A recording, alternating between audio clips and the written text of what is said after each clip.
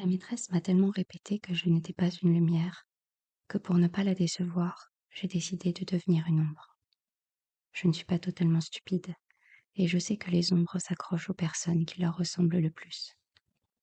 C'est précisément pour ça que je suis devenue celle de Clara, même si c'est une fille et qu'elle est maigre comme un clou.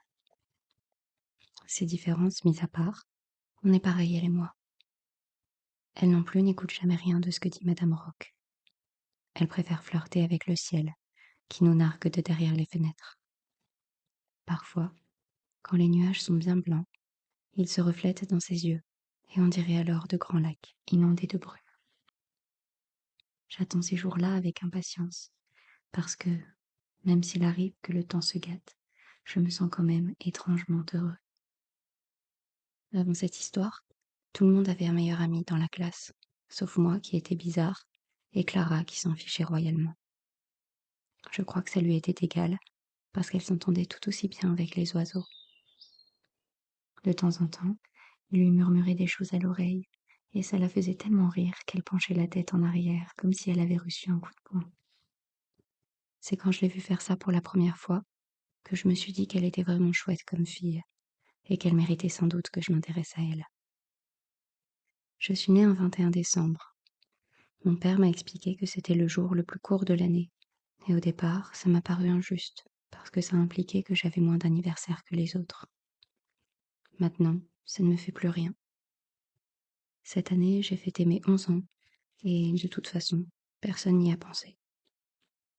Ma mère n'est plus de ce monde, donc venant d'elle, c'est normal. Mais en général, je pouvais compter sur mon père pour s'en souvenir.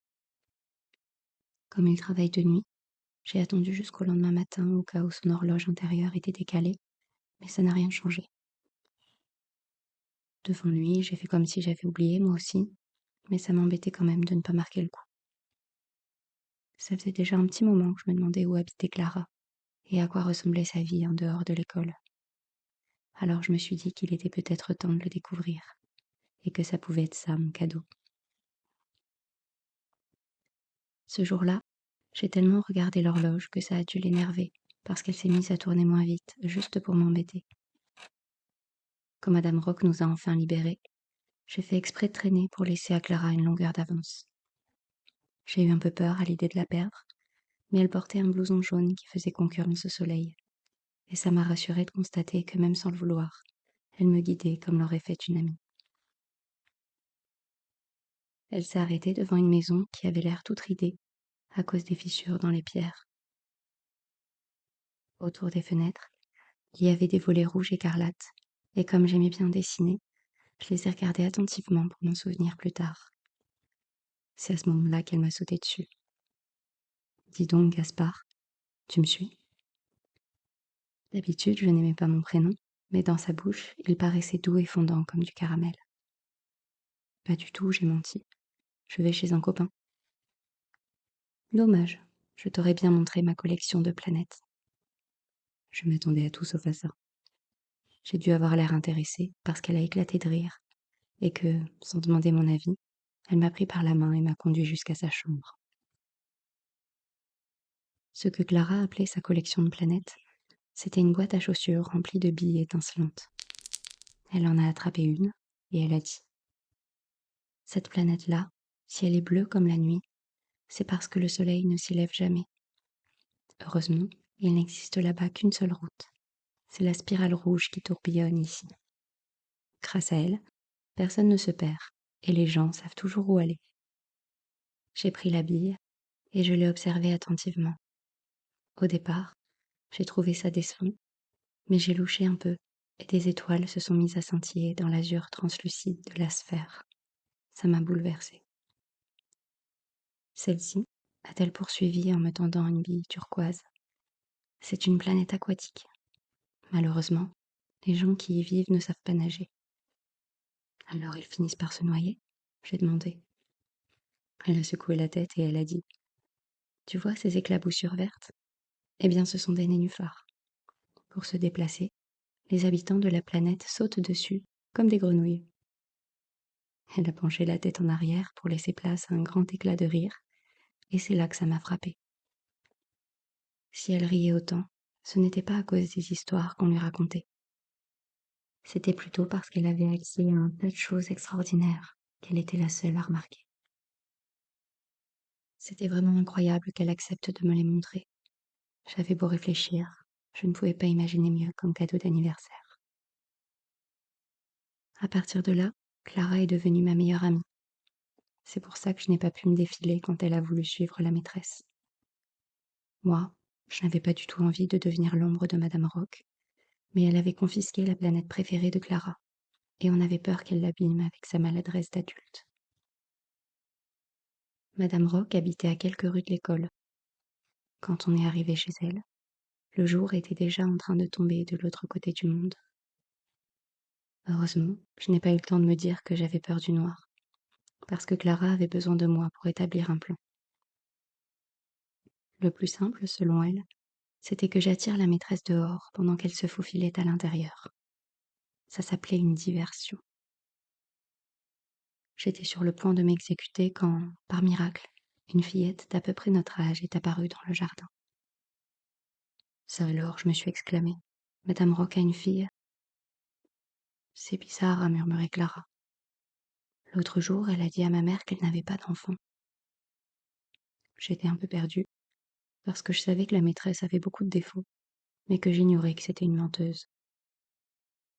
Retrouvons-nous ici demain, a proposé Clara. On en profitera pour interroger la fille. J'étais content de faire l'école buissonnière, mais ça m'a quand même donné mal au ventre. Je me sentais un peu comme quand je trouvais une pièce par terre et que je la ramassais alors que je savais qu'elle n'était pas à moi. Clara, elle, était en pleine forme.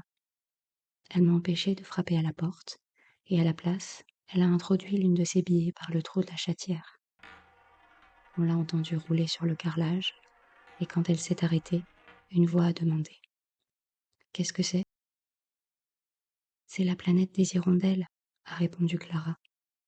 Là-bas, c'est toujours le printemps, alors elles n'ont même plus besoin de migrer. Tu me la donnes? Clara était d'accord, mais seulement si elle répondait à nos questions. La fille a accepté. Il fallait juste qu'on lui laisse le temps de retourner dans sa chambre avant d'ouvrir la porte. On a respecté sa demande et on a attendu un peu avant d'entrer. À l'intérieur de la maison, il faisait noir comme dans un four. Tous les volets étaient fermés et j'ai trouvé ça dommage parce qu'il faisait vraiment beau dehors. Je m'appelle Jeanne, a dit la fille quand on l'a rejointe. Son visage était envahi par les taches de rousseur et j'ai pensé qu'elle devait être encore plus belle à la lumière du jour. Tu ne veux pas ouvrir un peu? J'ai proposé en désignant la fenêtre. Je ne peux pas. Je suis une enfant de la lune. J'ai regardé Clara et j'ai compris à sa tête que pour elle non plus, ça ne voulait rien dire du tout. Jeanne a été très gentille et elle nous a expliqué que c'était le nom d'une maladie qui lui interdisait de s'exposer aux rayons du soleil. Ça veut dire que tu ne sors jamais? J'ai demandé. Je sors la nuit, c'est tout. Mais alors tu n'as pas d'ombre? Elle a eu l'air étonnée.